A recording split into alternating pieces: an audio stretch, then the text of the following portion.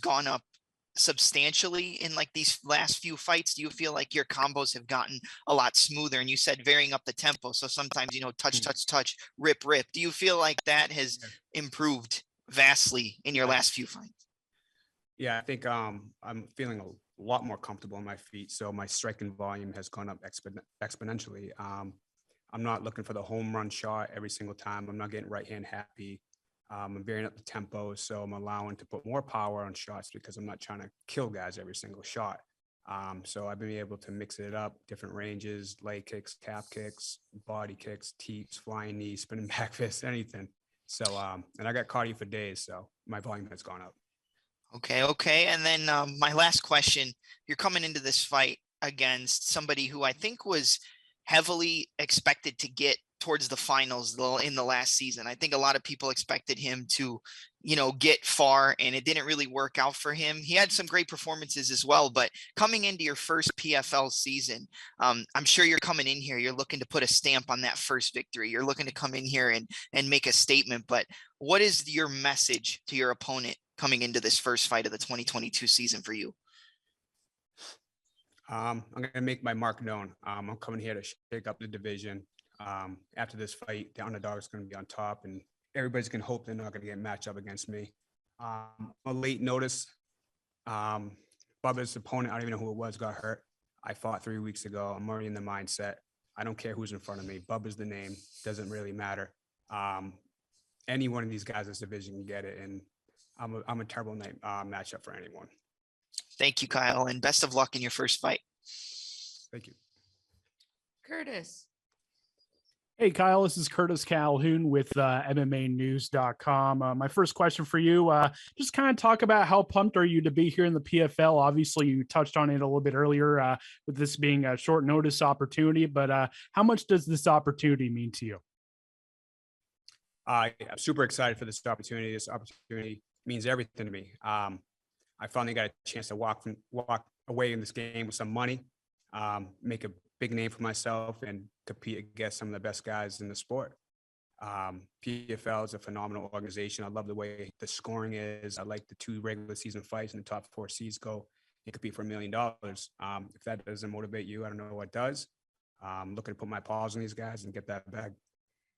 And then talking about your matchup with Bubba Jenkins, what kind of fight are you expecting in this one? And what are some challenges that you feel you can bring to him that maybe he hasn't faced yet? Well, first of all, I think I'm one of the mentally strongest guys in this world. I can bring the fight to anyone. I'm a brawler. I can strike technically. I can on the ground. I can use my jiu-jitsu. I'm extremely difficult to hold on the mat.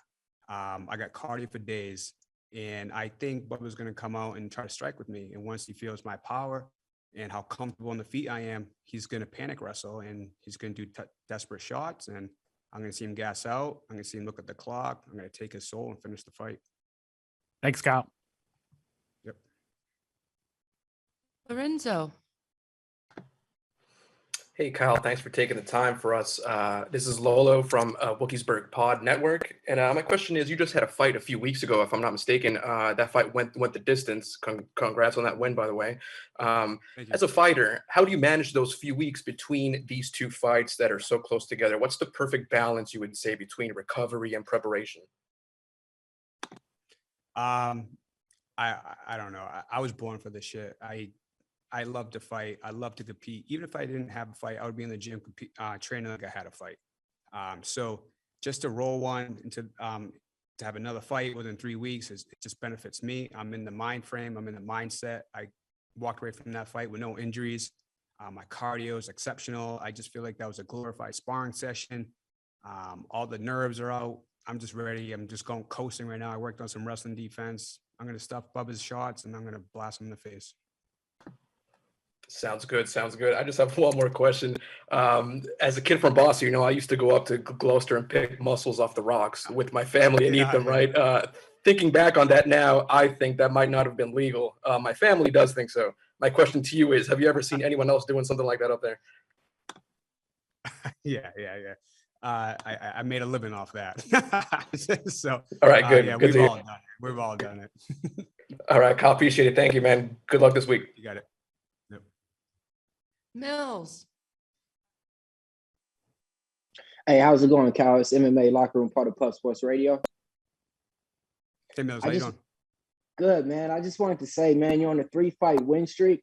I remember the introduction I got to you when I was on Instagram. You were fighting in UFC, putting on one of the best fights ever out there. And I mean, you were actually one of the fighters that would reply to all your people on your page and actually give them comments, backs, and likes. And I'll never forget that. You were one of the first fighters to ever actually respond to me. So, man, you're actually what I would like to call a fighter. When you're in the ring, you're putting on a show. I mean, when they ask me about certain people that I'm going to remember, whether it's UFC, whether it's PFL, any organization, you're one of the names that stands out, kind of like a Donald Cerrone when it comes to this MMA stuff. How do you feel when you actually go into that cage? Like, what do you go in there with in your mind state? Are you going in there trying to play it safe, or are you in a murderous mind state? You know, a fighter's fighter. That's a great way of putting it. You know, I'm in there to go on my shield, man. I'm not afraid of anything. I'll die in that ring. I mentally prepare myself to get in that cage and expect the worst. And if the worst does come, I'll get through it. I'm not going in there thinking the fight's going to be easy. It's never going to be easy. New challenges are going to be thrown in your face, and you have to adapt and get around it. So this is a new challenge, and I'm looking forward to getting in there and coming out with my hand raised. Man, I can't wait to see you this week. Let's keep it going, Cal. Thanks, brother. Danny. Kyle, quick question. You're 35, right? Yes, sir. Yeah. So just wondering, you know, these type of questions often get brought up with fighters entering, you know, deeper into the 30s.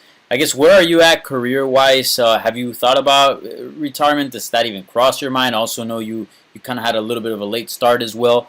Where are you at in your career as far as the trajectory and the journey? Yeah. The trajectory is going up. Everything's intersecting right now. My skill set, my mindset, and my experience. I'm a durable person, and I did start late, so I'm a healthy young 35, if that makes any sense. But being released from the big leagues, it did put doubts in my mind. I did have thoughts about retiring, hanging it up, and maybe opening up a gym. But again, it went to the back of my mind very quickly, and I decided that I wanted to keep pushing with this and reinvent myself. So that's what I did. And COVID was probably like the best thing that happened. I got to train for 2 years, button up all the holes, tighten everything up, came on 3-fight winning streak. Now I'm here back in the big leagues, about to shake up this division and get this bag. Yeah, and a lot of people might not know this, but you entered the UFC with not even 10 fights under your record. Like you didn't have a ton of experience. So I'm curious, after having gone through, you know, the level of the UFC, what kind of lessons do you take away from that run and that experience?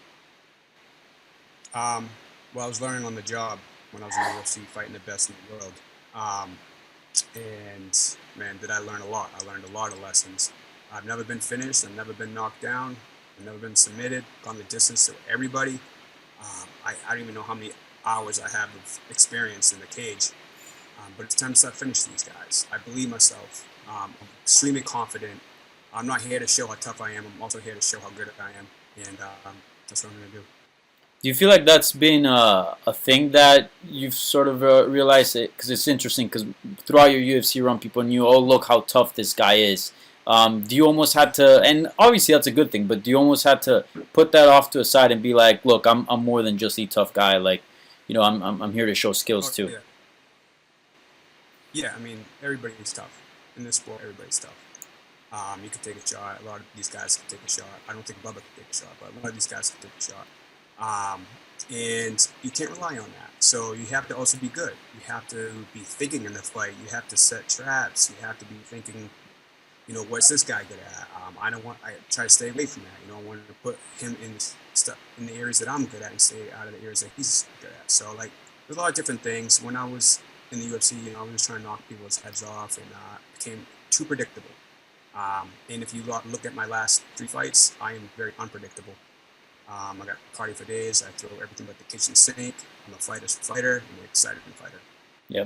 And last question.